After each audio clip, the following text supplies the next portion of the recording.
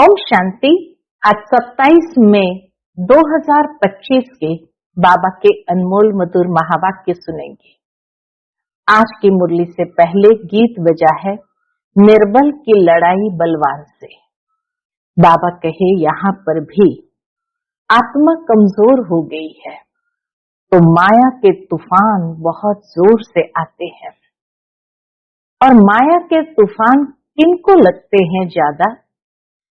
तो बाबा कहे जो कोई न कोई कमजोरी के वशीभूत होते हैं तो माया वहां से ही तूफान बहुत जोर से लाते हैं। तुम्हारी सूक्ष्म मंजिल है इन तूफानों में विजयी होना, लेकिन उसके लिए बाबा कहे इन कमजोरियों से मुक्त होना आवश्यक है, अर्थात पूरे से पूरा नष्ट मोहा बनना है, बुद्धि को सरेंडर कर देना है। बाबा कहे ये तूफानों को पार करने के लिए दो मुख्य धारणाओं की आवश्यकता है और वह है हिम्मत और निश्चय। जितना निश्चय बुद्धि, विजयंती और हिम्मतवान रहेंगे उतना तूफान को पार करना आसान हो जाएगा। बाकी बाबा कहे ये पुरानी दुनिया में अब थोड़े दिन है, इसीलिए बुद्धि योग इस पुरानी दुनिया से हटाकर बाबा की ओर लगाए, बाबा पर बुद्धि सरेंडर हो जाए तो बाबा की मदद का अनुभव होता रहेगा। सुनते हैं आज के बाबा के अनमोल मधुर महावाक्य। ओम शांति। मीठे बच्चे, तुम्हारा मुख अभी स्वर्ग की तरफ है, तुम नर्क से किनारा कर स्वर्ग की तरफ जा रहे हो, इसलिए बुद्धि का योग नर्क से निकाल दो। आज की मुरली से प्रश्न है, सबसे ऊंची और सूक्ष्म मंजिल कौन सी है, उसे पार कौन कर सकते हैं? उत्तर, तुम बच्चे स्वर्ग के तरफ मुंह करते, माया तुम्हारा मुंह नर्क के तरफ फेर देती है, अनेक तूफान लाती है। उन्हीं तूफानों को पार करना यह है सूक्ष्म मंजिल। इस मंजिल को पार करने के लिए नष्टो मोहा बनना पड़े।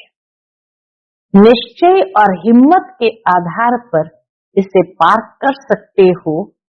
विकारियों के बीच में रहते निर्विकारी हंस बनना है, यही है मेहनत। आज की मुरली से पहले गीत बजा है निर्बल से लड़ाई बलवान की। ओम शांति। बच्चे जो सेंसिबल है वह अर्थ तो अच्छी रीति समझते हैं।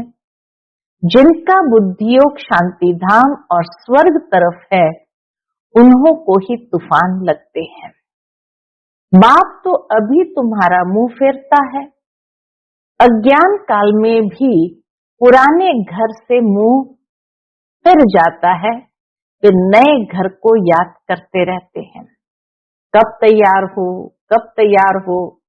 अभी तुम बच्चों को भी ध्यान में है, कब हमारे स्वर्ग की स्थापना हो, फिर सुख धाम में आएंगे। इस दुख धाम से तो सबको जाना है। सारी सृष्टि के मनुष्य मात्र को बाप समझाते रहते हैं। बच्चे अभी स्वर्ग के द्वार खुल रहे हैं। अब तुम्हारा बुद्धि योग स्वर्ग तरफ जाना चाहिए।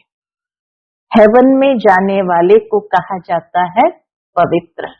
बाबा के हेवन में जाने वाले को कहा जाता है पवित्र, हेल में जाने वाले को अपवित्र कहा जाता है। गृहस्थ व्यवहार में रहते भी बुद्धि योग हेवन तरफ लगाना है। समझो, बाप का बुद्धि योग हेवन तरफ और बच्चे का हेल के तरफ है तो दोनों एक घर में रह कैसे सकते? हंस और बगुले इकट्ठे रह न सके, बहुत मुश्किल है। उनका बुद्धि योग है ही 5 विकारों तरफ। वह हेल तरफ जाने वाला, वह हेवन तरफ जाने वाला। बाप बेटे दोनों का बुद्धि योग अलग अलग तरफ है, दोनों इकट्ठे रह न सके। बड़ी मंजिल है। बाप देखते हैं हमारे बच्चे का मुंह हेल्थ तरफ है। हेल्थ तरफ जाने बिगर रह नहीं सकता, फिर क्या करना चाहिए? जरूर घर में झगड़ा चलेगा, कहेंगे यह भी कोई ज्ञान है, बच्चा शादी न करे। गृहस्थ व्यवहार में रहते तो बहुत है ना। बच्चे का मुंह हेल्थ तरफ है, वह चाहते हैं नर्क में जाए, बाप कहते नर्क तरफ बुद्धि योग न रखो। माता पिता का मोह होता है बच्चों में, तो सोचते हैं हमारा बच्चा नर्क तरफ क्यों जाए, परंतु बाप का भी कहना मानते नहीं। फिर क्या करना पड़े? इसमें बड़े नष्ट मोह स्थिति चाहिए। बाबा कहे घर में झगड़े होने के बजाय नष्ट मोह स्थिति चाहिए। ये सारा ज्ञान आत्मा में है। बाप की आत्मा कहती है इनको हमने क्रिएट किया है, मेरा कहना नहीं मानते। कोई तो ब्राह्मण भी बने हैं, फिर बुद्धि चली जाती है हेल्थ तरफ। ब्राह्मण बनने के बाद भी हेल्थ तरफ बुद्धि चली जाती है। वह जैसे एकदम रसाताल में चले जाएंगे।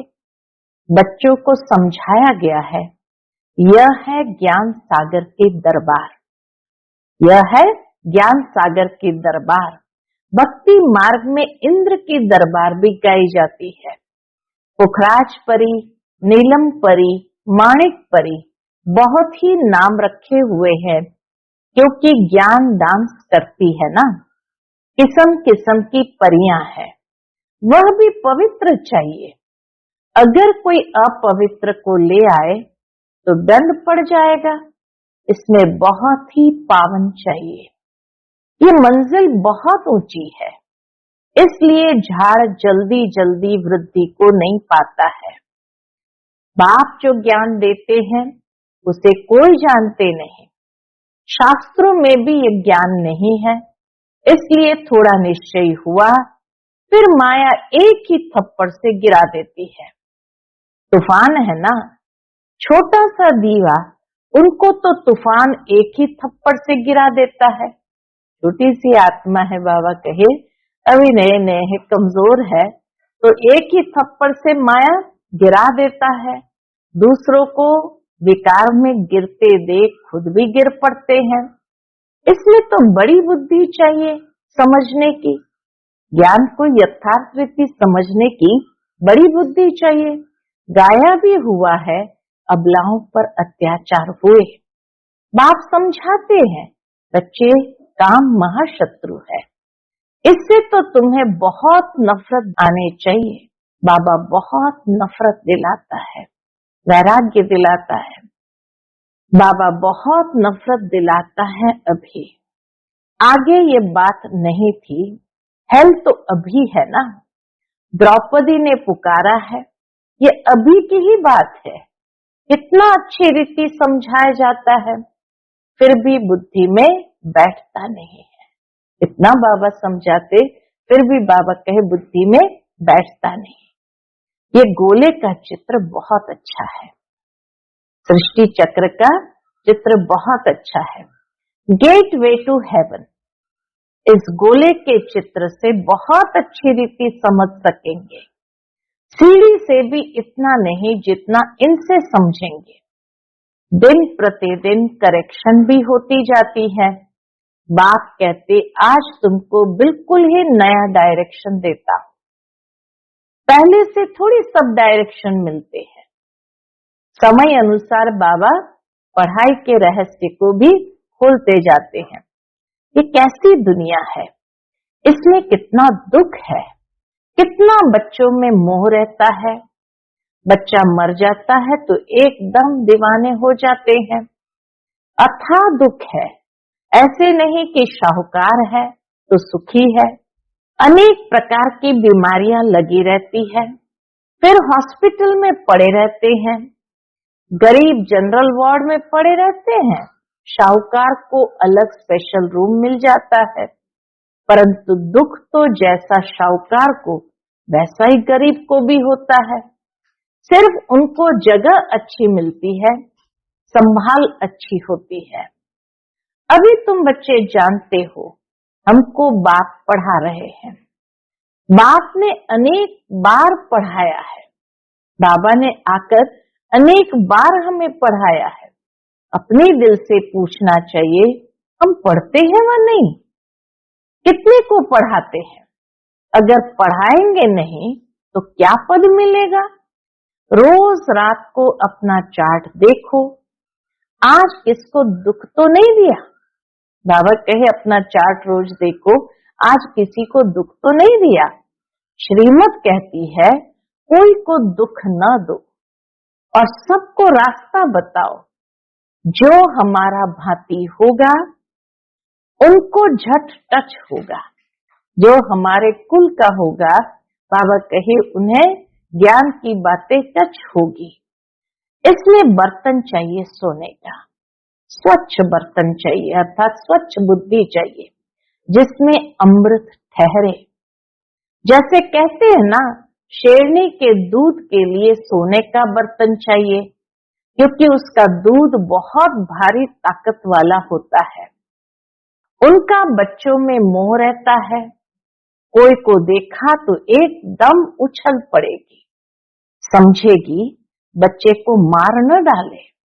यहाँ भी बहुत है जिनका पति बच्चों आदि में मोह रहता है।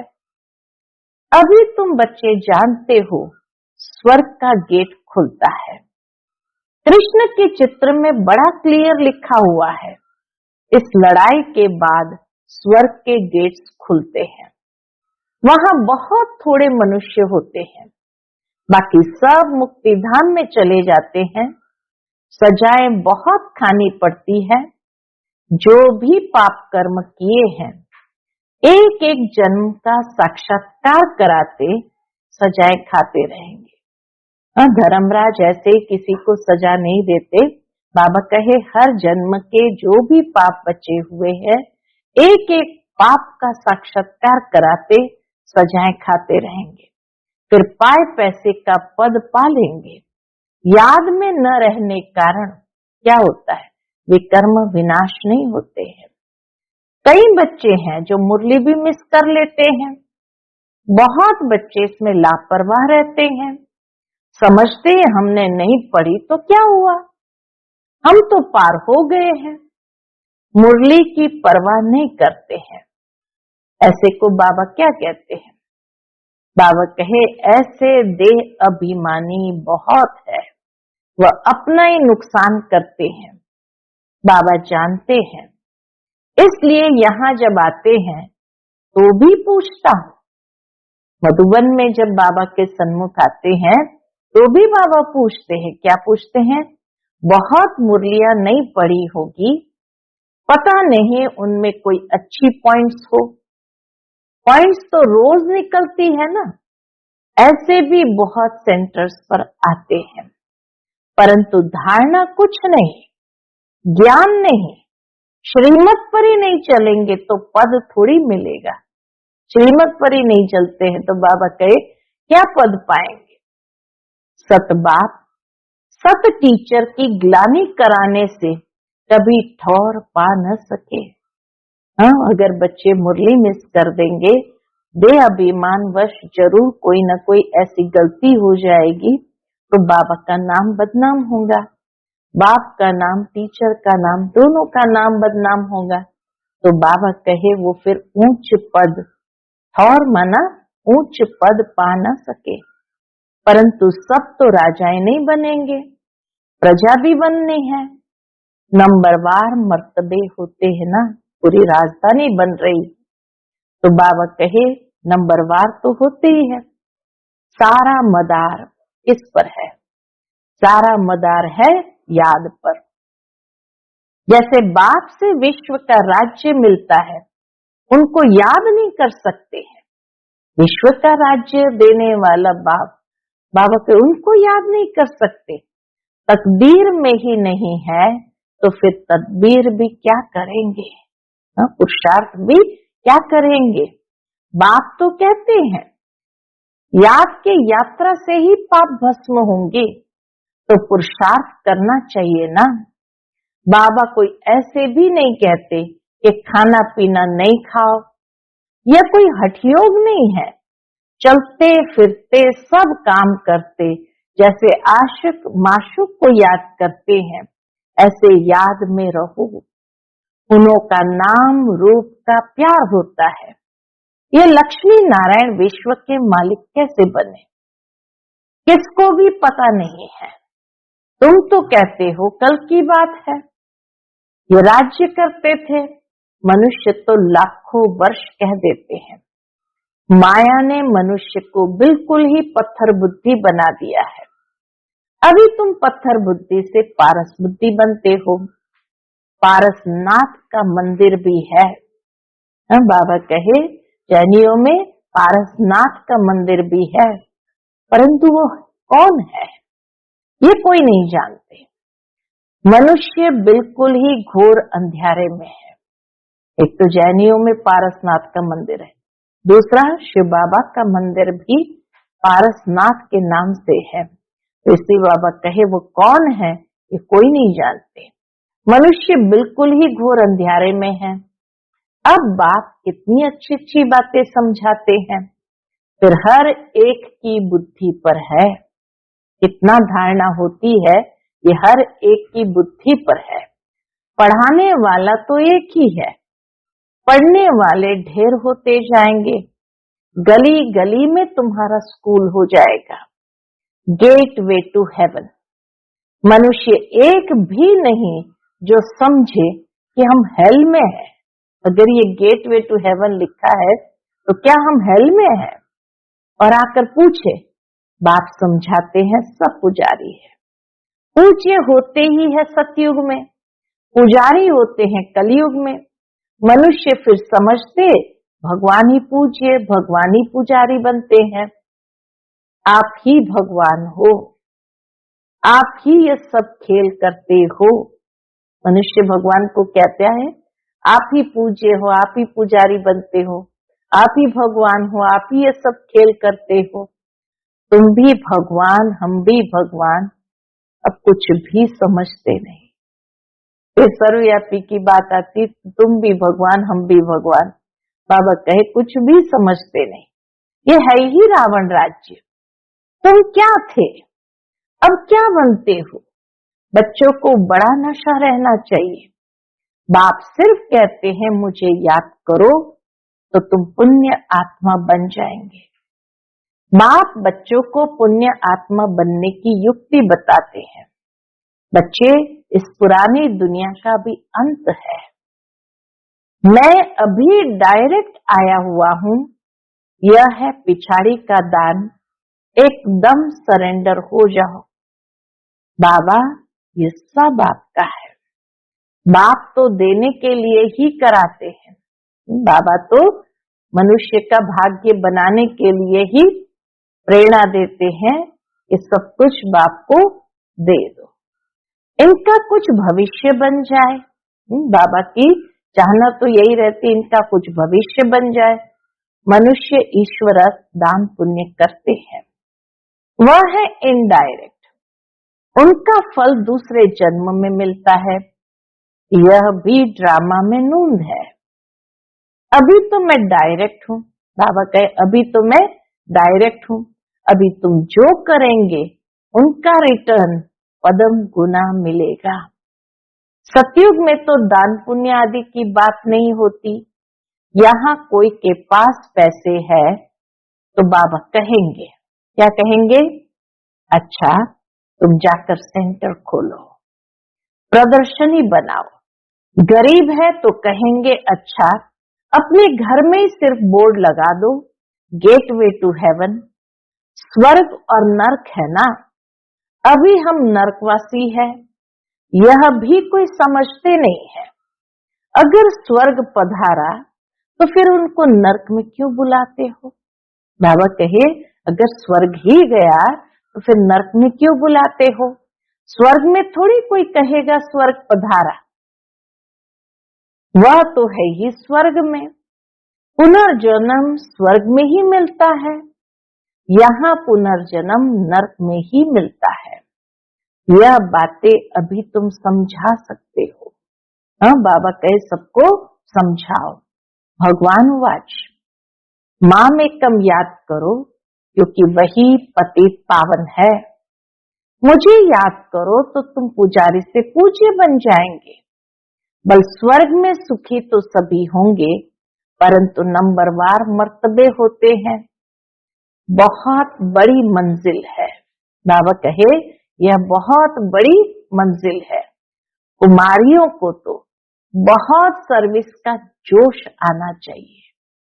बाबा नशा भरते हैं, कुमारियों में जोश भरते हैं, कहते हैं कुमारियों को तो बहुत सर्विस का जोश आना चाहिए। हम भारत को स्वर्ग बनाकर दिखाएंगे। कुमारी वह जो 21 कुल का उद्धार करे, अर्थात 21 जन्म लिए उद्धार कर सकती है। 21 जन्म के लिए उद्धार कर सकती है। अच्छा, मीठे मीठे सिक्के लदे बच्चों प्रति माता पिता बाप दादा का याद प्यार और गुड मॉर्निंग। रूहानी बाप की रूहानी बच्चों को नमस्ते।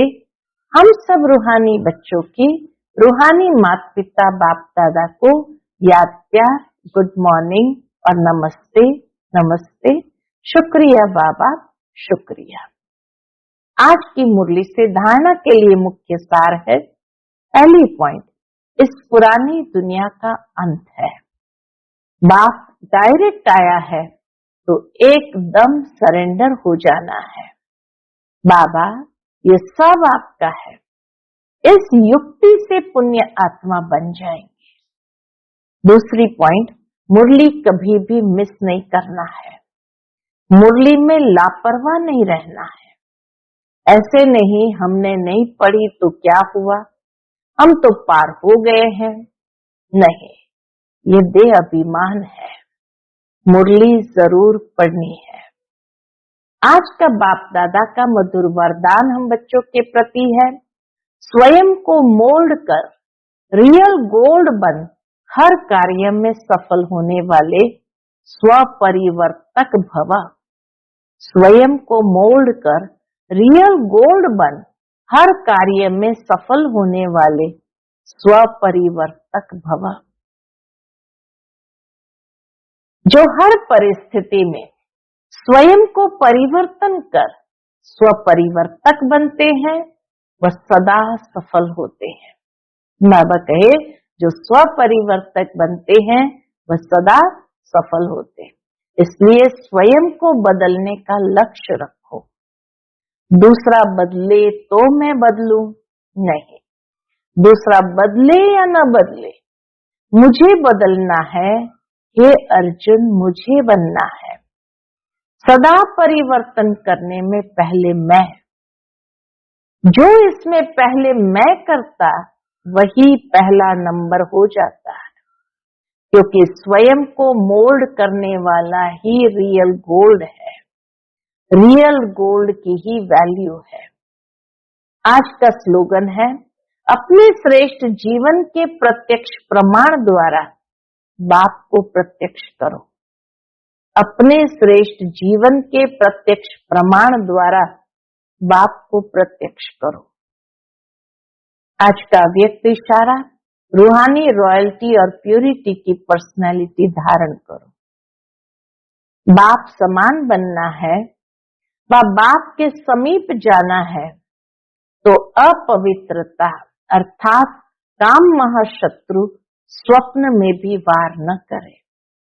सदा भाई भाई की स्मृति सहज और स्वतः स्वरूप में हो। आत्मा के असली गुण स्वरूप और शक्ति स्वरूप स्थिति से नीचे नहीं आओ।